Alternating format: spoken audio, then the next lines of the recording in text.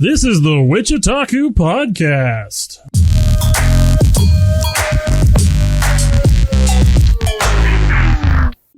Okay. You remember not to be deep-throating the microphone.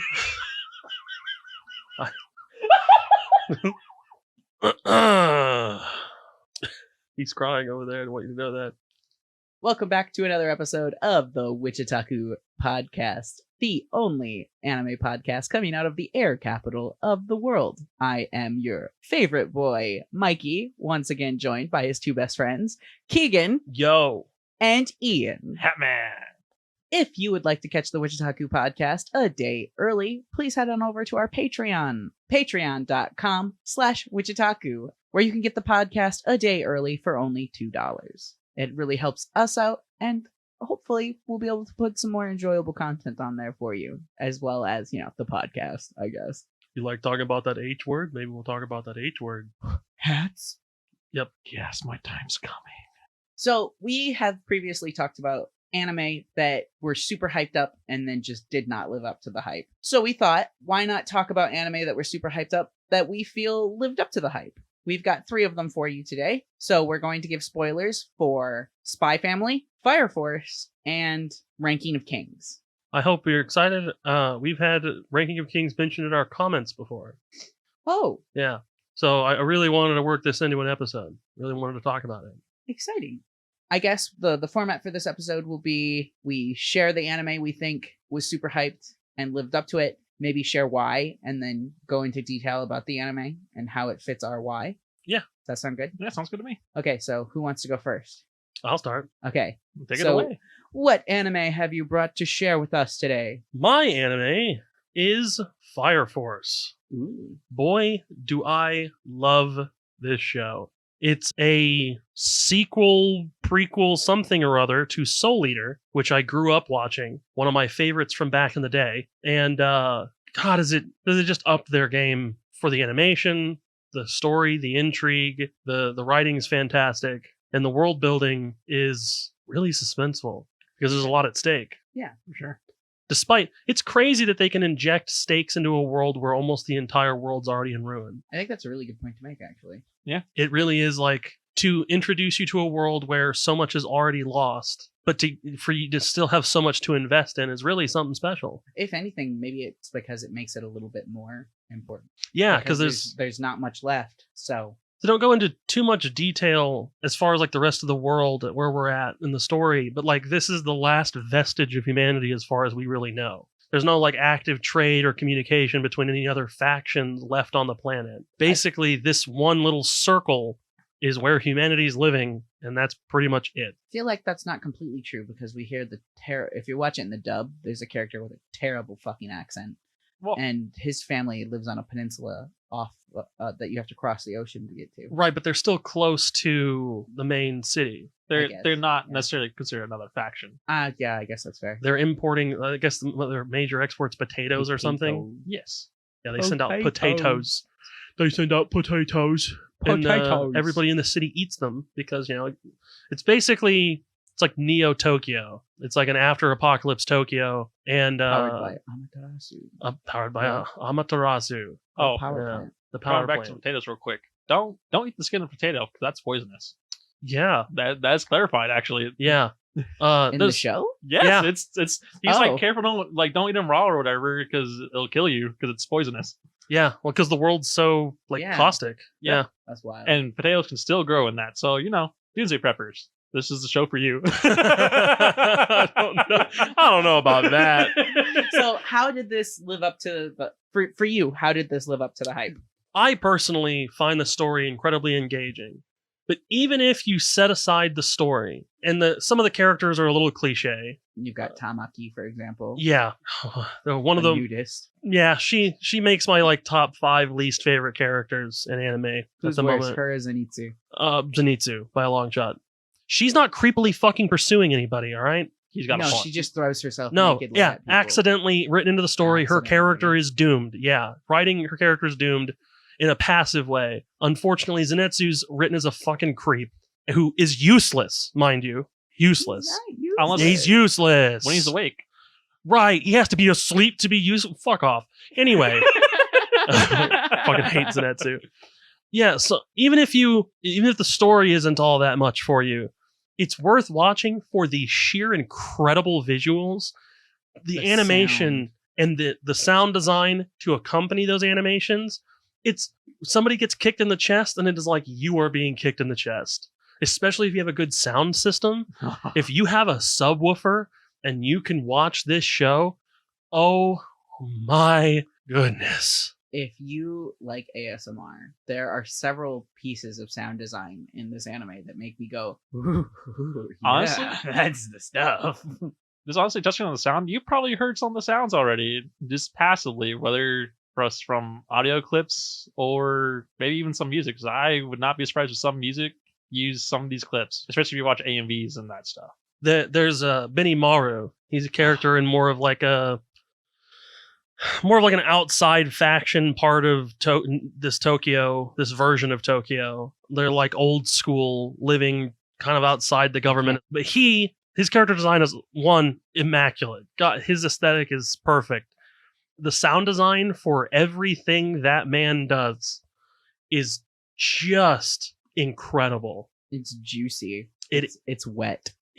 Every attack he makes big grandiose attacks that he has to like propel people into the sky to do, and it feels like watching fireworks. And it's a damn anime. It's just incredible. And of course, Shinra Kusakabe, one of the only characters in anime I can remember their full name. He is as fast as light almost. And when he strikes somebody with that speed, it translates. They translate it in not only through your eyes, but through your ears. And it's just so good. So with the evolving story of the overall world, how it got to this point, how everything fell apart, the catastrophic event that basically destroyed the planet, you're slowly piecing together that the enemy faction is trying to do it again, but finish the job this time. And there are pillars that are spread out throughout the city. You're slowly introduced to each one of these pillars. And the pillars are people, not literal pillars. Right. They're basically meant to be pillars of like flame is what they're meant to end up being. And they all have wildly unique powers. Like one of them, we don't even know if she has a physical body at this point. She keeps hijacking people's minds. Oh, the one inside Amaterasu. Yeah, she's popping around all over the place. With the crown? No. Shake of the Crown uses electricity. Yeah. No, we're talking about. Do you not remember the disembodied character that shows up in people's heads throughout the show? Mainly Shinra's, the one who takes the form of the people that you care about. Yeah, in your head. I remember. Kind of. For Shinra, he took the form of the nun. Well, I think that I don't see she looks like the nun. She has this close resemblance to it. They're still different enough that they're just. Oh, I thought that she purposely took on her. No. She's she's a weird character, and it just there's so much intrigue, slow reveal of like what characters are capable of. For me, there are frames of that show that I wish I could own them, and I rarely think that about anime. Some of the scenes where that character is involved, the frames of Shinra, they're just so pretty, like just still frames, and it's like, I want to own them. Gimme. When he goes devil mode, God, I could see nothing but that for months at a time, and I'd be like, God damn. Okay, so Ian, what anime did you pick? He picked Fire Force, so you are. I will be Spy Family. Okay, why do you think Spy Family lived up to its hype? And tell us a little bit about the anime. One big reason I think Spy Family lives up to the hype is because my girlfriend and I are watching it. Now, my girlfriend isn't much of what you wouldn't say an anime watcher like we are. She's more like, yeah, I'll sit down and watch this with you, or like be on her phone, or like do something else. But she really pays attention to Spy Family, and like just her watching anime really kind of seems to make Spy Family live up to a hype for me. It's an anime that the otaku community was super hyped about, and then even your non-otaku girlfriend was like, actually, this anime is pretty tight. Yeah. She was like, oh, this is cute, and it actually stayed cute. yeah.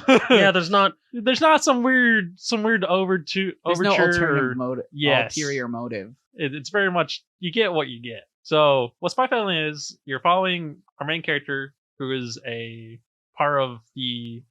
He's a spy. Yeah, I'm trying to remember which side he's on, but I can't remember. But he's a spy, and he's tasked with getting close to the Estonian upper higher rank official person. He has to get a family so he can get closer because his son goes to the school. So he has to get a family together and get to meeting with this person to keep peace between the two sides. Because he's going to kill them. We don't Not know his what's going to family, happen. but we're pretty sure it's implied. isn't No, it? so no, he's- it's not implied. that his- he needs to meet with him because he needs to kill him. No. It's just like you just need to make sure like nothing bad happens. He's essentially. high enough profile that if he dies, it's a power vacuum. Yeah. And things can get worse. So he needs to get in close to convince him to keep peace. Because tensions are currently rising, as we see in the most recent episodes coming out of the animation, where there's terrorists with bomb dogs. And no, not dogs that find bombs, dogs with bombs. Important clarification. Now, to be fair, the person that was targeted during that was the head of the country that our spy is a part of. Right. So, Yeah, he was like the prime minister, basically. yes. And so we get to follow him through his adventure through that. So how And does he plan on talking to a person with a child? What does him getting a family have to do with anything, Ian? What does that mean? How Because does the one all, just acquire a family? because this high-ranking official on the other side never seems to leave his house for any goddamn reason. The only time he ever goes is when his son goes to school and becomes part of the high-grade achievers in the school for that meeting or whatever. There's they also- a lot of Starbearer anime. Yes. lately, There's isn't also there? not, that's not entirely true. As far as I understood. Right. There's a group of parents, essentially, of these kids that are of high ranking within the Oh, school yeah, that's right. He, that are invited to particular events, and you cannot attend those secretive events if you are not one of these the parents of one of these elite children. that's right. That's So what it was. Anya has to become one of these elite children, or at least And friends Anya with. is the child that Lloyd yibbity yoinks. He's like, he goes to an adoption facility and is like, yeah, I guess I'll take that one. The Dutch facility is very. I loose term for wouldn't what that say place that's was. what that was. And also, he also gets a wife named Yor, and Yor's She's just the most deadly idiot I have ever met. no. She's a normal, Housewife. assuming barista housewife or whatever she She's does. a secretary. Secretary? Are they secretaries? I don't know, think she works in an office. Yeah. I mean, she was making coffee, so I don't know. But she's perfectly normal. She's not some secret assassin and didn't Totally not. didn't start from childhood to support her brother, which her brother becomes part of the secret police, which are trying to find Lloyd and stuff. But there's no qualms there. There's no And ulterior motives. this show's perfectly normal. It's just a spy drama. There's no one that can read minds. Dogs can't see into the future. None of that Yeah, stuff. No. Yeah. Totally not a fucking 5-year-old with the ability to, read her parents' minds and try and be the perfect child. That way they don't take her back to the adoption agency. And- Because that would be very sad in and- a way, wouldn't And it? weird. Kind of And- weird. And like she's not just watching a spy show and is super hyped that her dad's a spy too, but she can't let And on they that she totally knows. didn't name the dog Bond after James Bond. No, that's after Bond Man, you fool. Bondman totally isn't a cartoon goofyified James Bond character. No. But yeah, so yeah, it's just a nice wholesome watch. It's There's just nothing your weird regular about it. slice of life family anime. The spy in it is kind of like a silent SPY. It's just X family. If you had to infuriate someone, how would you read Spy X Family? How would you read that? Spy X Spy family. X Family. I would read it as Spy Cross Family. Cross. What the- That What? might or What Spy is- Times Family. What is wrong? Why are you like this? Because I like to watch the world burn. You're awful. Just like it's not Hunter x Hunter, Oh, yeah. Oh yeah. Hunter x Hunter. I still say Hunter x Hunter because it's funny. So. or Hunter times Hunter. No, Hunter no, cross Hunter. no We're one getting- says that. we went down Stop a it. tangent, but That should be an episode. How would you read this anime Oh, name to make no. people angry? Anyway, Spy Family. Yeah. Transcends boundaries. honestly, if you want to get someone to anime, I would 100% recommend Spy Family because it is the best entry anime in my opinion, and it's so wholesome. You get what you get with. How the would show. you describe the I- animation? The animation? Oh, it's for what it's portraying, it's really good. It should not be as good as it is, honestly. I agree with Ian, by the way, that it's a good starter anime. And I think that the reason that it's a good starter anime is specifically because it combines elements of live action. So that's the slice of life stuff. Anyone can put themselves into the position of a mother, a father, or a child. And then you start to kind of get into the slightly weird category knowing what Lloyd is. It's like, okay, so it's kind of like an action movie. So that's still not that hard for the average person to get into. And then you meet Anya, and you're already into this. It's a drama, it's a spy drama, and a slice of life drama. And now you've got the child who also happens to be a little bit weird in her own way, and you're kind of being lulled into that. And you're like, okay, this isn't so bad. It's kind of like dipping your toes into each genre. True. And then you get and now you're getting like a little taste of like overly graphic violence. And you're like, you could be turned off by that, but the fact that Yor is such a dork, it makes it really easy to forget about that side of her and be like, she's so cute. And so those three things combined into a family unit that overall is a slice of life show. I think that's what makes it a really good anime for people who are kind of like, anime is like that weird superpower shit, right? Like it's like the characters, the mouth flaps don't quite match, and like there's giant monsters and robots, and it's like, no, actually sometimes it's just these cute families, doing cute family stuff. We should watch it sometime. And then weird stuff trickles in. It's like, wait a second, I thought you said no, it's still, the family still takes priority over that. It's also another one where the localization for the dub is done really well. Yes. Yeah. And everything like is kept pretty.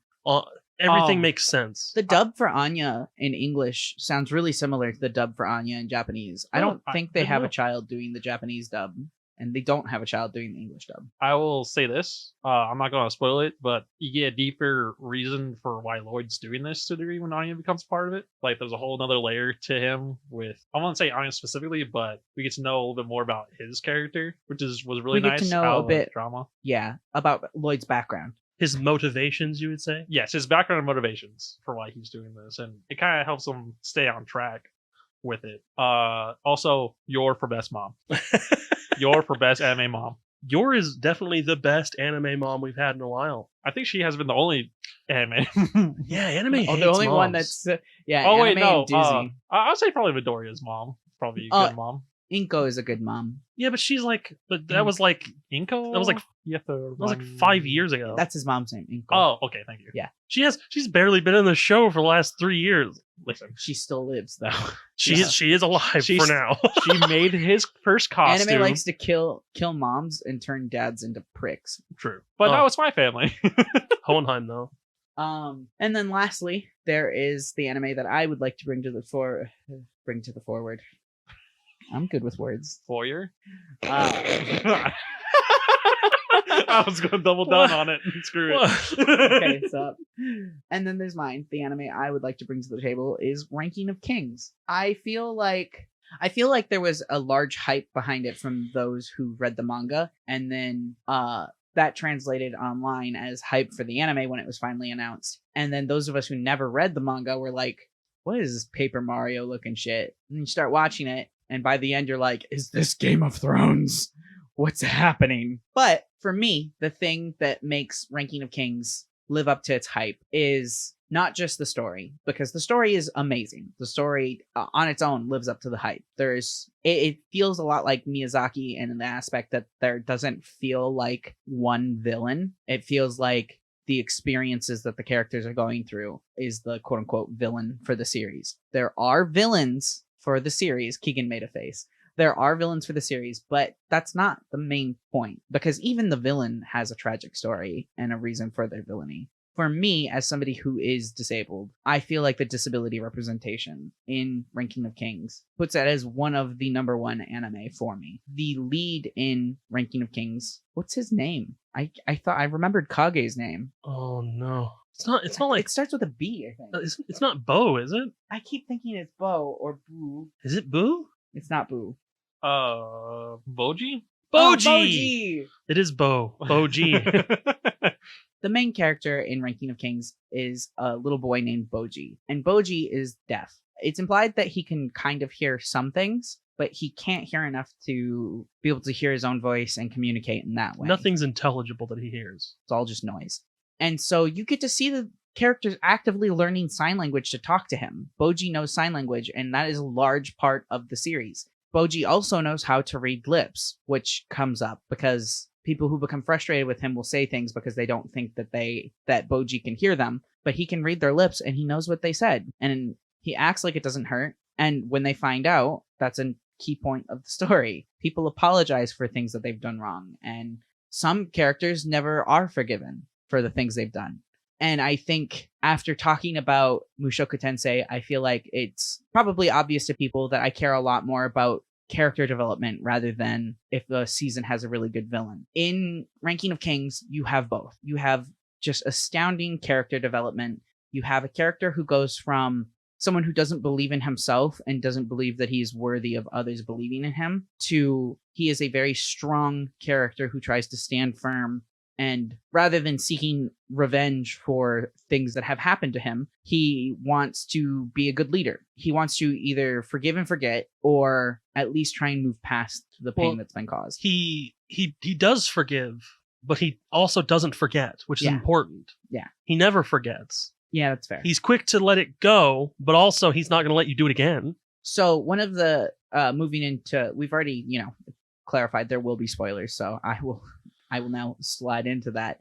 What I'm referring to is there's a character that Boji trains with. It's the person who is supposed to do his swordsmanship training when he's still at the castle with his younger brother. And he feels slighted because he's like, I should be training the brother that's actually capable of doing this sort of thing instead of the one that is weak AF. Though Boji is incredible at dodging. He doesn't need to land a blow if he can get out of the way.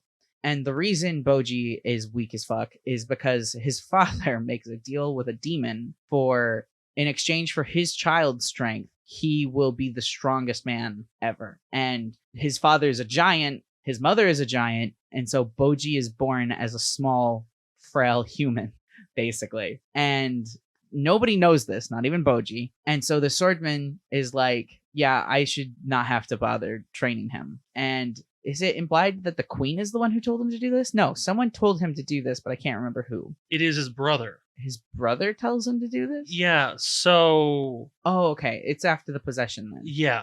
Okay. Boji is sent off with the swordsman and another apprentice under the swordsman and is shoved into a giant chasm that burps fire. And he's falling to his death. He gets rescued, so he's saved. But later on in the series, he runs into that person again. And that person at this point has repented for what he's done.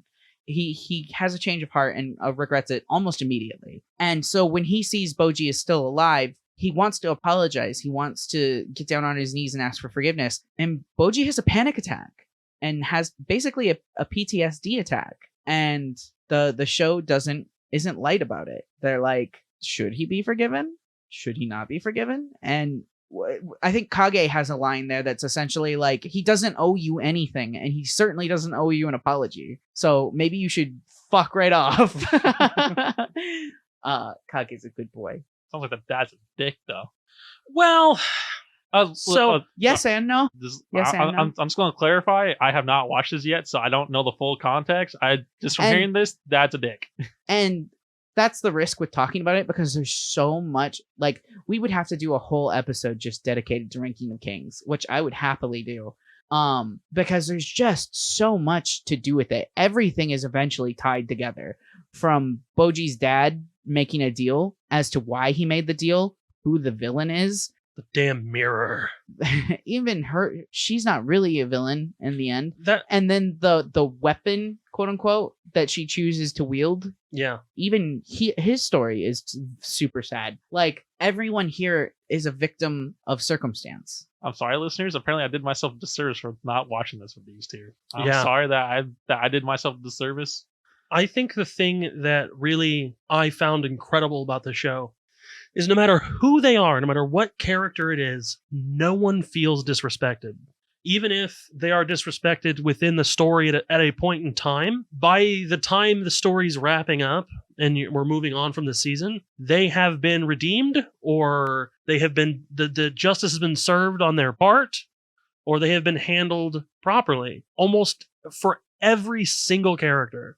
At no point in time is there a character who is just outwardly a villain. Even the characters that are supposed to be, like the people who take over the throne room, I don't remember hating them by the end of that. No. Well, and I think another really key point is nothing is ever played for laughs. Ever. Yeah. I think there's comedy in it, but nobody ever plays anything that is supposed to be, that would be played for laughs in another anime. It's never played for laughs in this one. Boji's disability, or even Miranjo's disabilities, they're never played for laughs. It's always deadly serious, and when people laugh at them, it is portrayed as a bad thing. And I think it handles, whereas we've had complaints about the way certain kinds of trauma and abuse have been handled in the past, this show doesn't have any of those problems. It handles it. Ugh. I get misty-eyed just thinking about the show. Yeah, Keegan's been over here crying for the last 2 or 3 minutes. Because it's the things that happen to some of these characters are awful.